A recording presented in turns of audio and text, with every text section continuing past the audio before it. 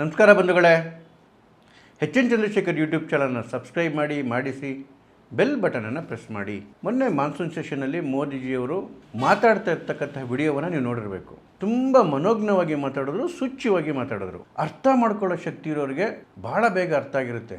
ನಮ್ಮಲ್ಲೊಂದು ಮಾತು ಹೇಳ್ತಾರಲ್ಲ, ಬುದ್ಧಿವಂತನಿಗೆ ಕಣ್ಸನ್ನೇ ಸಾಕು ಅಂತ ಹೇಳಿ. ಆದರೆ ಅರ್ಥ ಮಾಡ್ಕೊಳ್ಳೋಕ್ಕೆ ಯೋಗ್ಯತೆ ಇಲ್ದವ್ರಿಗೆ, ತಲೆ ಒಳಗಡೆಗೆ ಅದೇನೋ ತುಂಬ್ಕೊಂಡಿರೋರಿಗೆ ಈ ಸೂಚನೆ ಹೋಗಿರೋದೇ ಇಲ್ಲ ಒಳಕ್ಕೆ. ಎಷ್ಟು ಅದ್ಭುತವಾದ ಸಂದೇಶ ಕೊಟ್ಟಿದ್ದು ಯಾರಿಗೆ? ವಿರೋಧ ಪಕ್ಷಗಳಿಗೂ ಕೂಡ. ಬಹುಶಃ ಭಾರತದ ಇತಿಹಾಸದಲ್ಲಿ ಕೇವಲ ನಮಗಷ್ಟೇ ಅಲ್ಲ, ನಮ್ಮ ಪಕ್ಷಕ್ಕಷ್ಟೇ ಅಲ್ಲ, ಎಲ್ಲರಿಗೂ ಒಳ್ಳೆಯದಾಗ್ತಕ್ಕಂಥ ವಿಚಾರಗಳಲ್ಲಿ ಕೈ ಜೋಡಿಸಿ ನೀವು ಅದರ ಲಾಭ ತಗೊಳ್ಳಿ ಅಂತ ಹೇಳಿರ್ತಕ್ಕಂಥ ಉದಾಹರಣೆ ಭಾಳ ವಿರಳ ಅನಿಸುತ್ತೆ. ನಿಮಗೆ ಗೆಲ್ಲೋಕ್ಕೆ ನಾನು ವ್ಯವಸ್ಥೆ ಮಾಡಿಕೊಡ್ತೀನಿ, ನಿಮಗೆ ಓಟ್ ಬೀಳ್ಕೊಳ್ಳೋಕ್ಕೆ ನಾನು ವ್ಯವಸ್ಥೆ ಮಾಡಿಕೊಡ್ತೀನಿ. ಯಾರಿಗೆ? ವಿರೋಧ ಪಕ್ಷಗಳಿಗೆ. ಅದ್ರ ಲಾಭ ಪಡ್ಕೊಳ್ರಯ್ಯ.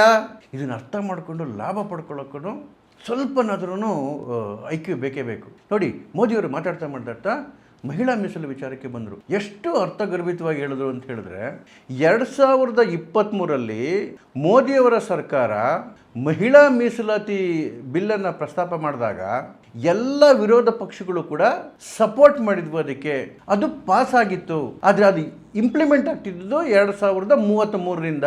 ಎಲ್ರಿಗೂ ಅನಿಸ್ತಾ ಇತ್ತು, ಸರ್ಕಾರಕ್ಕೂ ಅನಿಸ್ತಾ ಇತ್ತು 2033 ಬಹಳ ದೂರ ಆಯಿತು. ಅಲ್ಲಿವರೆಗೂ ಕೂಡ ಭಾರತದ ಜನಸಂಖ್ಯೆ 50% ಇರ್ತಕ್ಕಂಥ ಮಹಿಳೆಯರು ಸುಮಾರು 1 ದಶಕಗಳ ಕಾಲ ಕಾಯೋದು ಬೇಡ, ಇದರ ಇಂಪ್ಲಿಮೆಂಟೇಷನ್ 2029ರಿಂದ ಶುರುವಾಗಬೇಕು ಅಂತೇಳಿ ಹೊಸ ಬಿಲ್ಲನ್ನು ಪ್ರಸ್ತಾಪ ಮಾಡಿದ್ರು ಮೊನ್ನೆ ಏಪ್ರಿಲಲ್ಲಿ. ಆದರೆ ಅದೇನು ಗರ ಬಡಿತೋ ವಿರೋಧ ಪಕ್ಷಗಳಿಗೆ, ಆ ಬಿಲ್ಲನ್ನು ವಿರೋಧ ಮಾಡಿದ್ವು, ಆ ಬಿಲ್ಲನ್ನು ಬೀಳಿಸ್ಬಿಟ್ವು. 2023ರಲ್ಲಿ ಬಿಲ್ಗೆ ಸಪೋರ್ಟ್ ಮಾಡಿದಾಗ ವಿರೋಧ ಪಕ್ಷಗಳಿಗೆ ಏನೇನು ಅನುಕೂಲ ಆಯಿತು, ಮೊನ್ನೆ ನಡೆದಂತಹ ಏಪ್ರಿಲಲ್ಲಿ ತಂದಂತಹ ಬಿಲ್ಗೆ ವಿರೋಧ ಮಾಡಿದಾಗ ಏನೇನಾಯಿತು ಅಂತೇಳಿ ಭಾಳ ಸೂಚ್ಯವಾಗಿ ಹೇಳ್ಕೊಂಡವರು ಮೋದಿಯವರು. ನೋಡಿ, 2023ರಲ್ಲಿ ಆ ಬಿಲ್ಲನ್ನು ತಂದಿದ್ದ್ಯಾರು? ಮೋದಿ ಸರ್ಕಾರ. ಆದರೆ ವಿರೋಧ ಪಕ್ಷಗಳು ಸಪೋರ್ಟ್ ಮಾಡಿದ್ವು ಅನ್ನೋ ಕಾರಣಕ್ಕೋಸ್ಕರ ಬಿಲ್ ಪಾಸ್ ಆಯಿತು, ಅದು ಕಾನೂನಾಯಿತು ಅನ್ನೋ ಕಾರಣಕ್ಕೋಸ್ಕರ 2024ರ ಚುನಾವಣೆಯಲ್ಲಿ, ಲೋಕಸಭಾ ಚುನಾವಣೆಯಲ್ಲಿ ಇಡೀ ದೇಶದಲ್ಲಿ ವಿರೋಧ ಪಕ್ಷಗಳಿಗೆ ಒಂದು ದೊಡ್ಡ ಮಟ್ಟದ ಜಯ ಸಿಕ್ತು. ಜಯ ಅಂತ ಹೇಳಿದ್ರೆ ನೈತಿಕ ಜಯ ಅಂತ ಹೇಳೋದು. ಬಿಜೆಪಿಗಿಂತ ಅತಿ ಹೆಚ್ಚು ಅನುಕೂಲ ಆಗಿದೆ ವಿರೋಧ ಪಕ್ಷಗಳಿಗೆ. ಯಾಕೆಂತ ಹೇಳಿದ್ರೆ ಮೋದಿಯವರಾಗಲಿ ಬಿಜೆಪಿಯವರಾಗಲಿ 400 ಬರುತ್ತೆ ಅಂತಿದ್ರು, ಅವರು 240ಕ್ಕೆ ಬಂದು ನಿಂತರು. 81, 100, 120 ಬರಬೇಕಾಗಿದ್ದಂತಹ ವಿರೋಧ ಪಕ್ಷಗಳಿಗೆ 200 ಗಡಿಯನ್ನು ದಾಟ್ಬಿಟ್ಟು.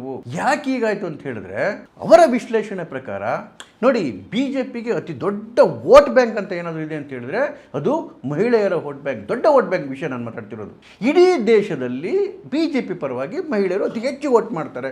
ಆದರೆ 2023ರಲ್ಲಿ ಇದೇ ಮಹಿಳಾ ಮೀಸಲಾತಿ ಬಿಲ್ಗೆ ವಿರೋಧ ಪಕ್ಷಗಳು ಸಪೋರ್ಟ್ ಮಾಡಿದ್ವು, ವೋಟ್ ಮಾಡಿದ್ವು ಅನ್ನೋ ಕಾರಣಕ್ಕೋಸ್ಕರ ಈ ಏನು ಬಿಜೆಪಿಯ ವೋಟ್ ಬ್ಯಾಂಕ್ ಆಗಿತ್ತಲ್ಲ, ಮಹಿಳಾ ವೋಟ್ ಬ್ಯಾಂಕ್, ಅದರಲ್ಲಿ ಒಂದಷ್ಟು ವೋಟ್ಗಳು ಅಥವಾ ಬಹಳಷ್ಟು ವೋಟ್ಗಳು ವಿರೋಧ ಪಕ್ಷಗಳಿಗೂ ಶಿಫ್ಟ್ ಆದವು. ಯಾಕೆ ಅಂತ ಹೇಳಿದ್ರೆ ಮಹಿಳೆಯರ ಪರವಾಗಿ ನಿಂತಿದ್ವು ಅನ್ನೋ ಕಾರಣಕ್ಕೋಸ್ಕರ.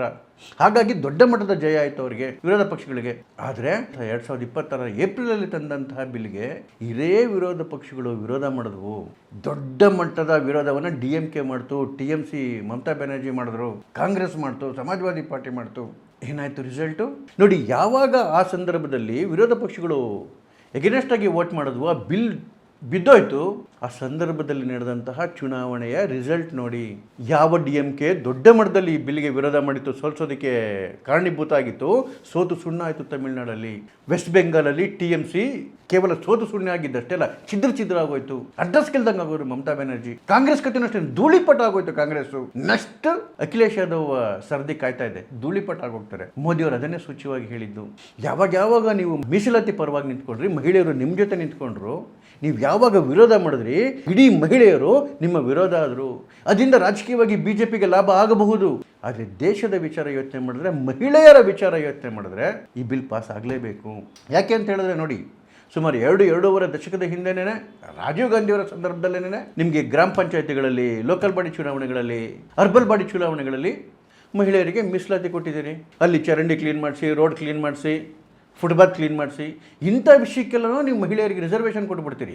ಆದರೆ ಯಾವಾಗ ದೇಶದ ಕಾನೂನು ಮಾಡಬೇಕಾದಂತಹ ಒಂದು ಜವಾಬ್ದಾರಿಯುತ ಜಾಗ ಬರುತ್ತೆ, ಅದು ಪಾರ್ಲಿಮೆಂಟ್ ಆಗ್ಬೋದು ಅಥವಾ ವಿಧಾನಸಭೆ ಆಗ್ಬೋದು, ಅಲ್ಲಿ ನೀವು ಮಹಿಳೆಯರಿಗೆ ಸ್ಥಾನ ಕೊಡೋದಿಲ್ಲ. ಇದು ಮಹಿಳೆಯರಿಗೆ ಇರ್ತಕ್ಕಂತಹ ಕೊರಗು.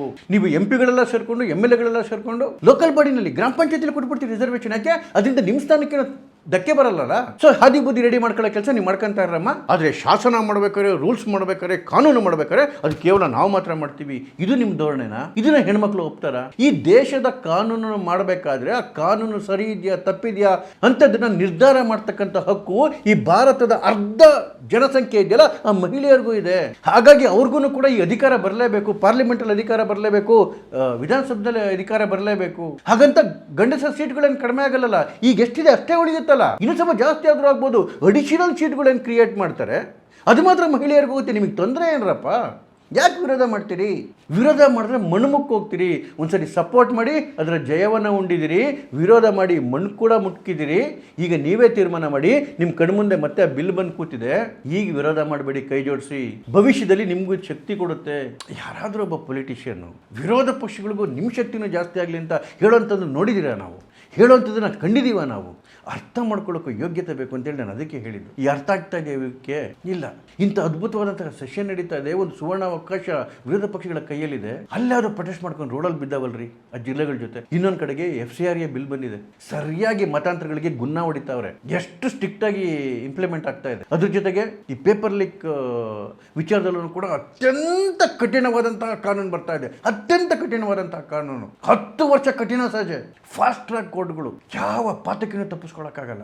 ಇಂಥ ಸಂದರ್ಭದಲ್ಲಿ ಪಾರ್ಲಿಮೆಂಟ್ನ ಡಿಸ್ಟರ್ಬ್ ಮಾಡಿಕೊಂಡು, ಸಮಯವನ್ನು ವ್ಯರ್ಥ ಮಾಡಿಕೊಂಡು, ರಸ್ತೆಯಲ್ಲಿ ದಾಂಧಲೆ ಮಾಡ್ಕೊಂಡು ಕೂತ್ಕೊಂಡ್ರೆ ದೇಶದ ಜನ ಕ್ಷಮಿಸ್ತಾರ?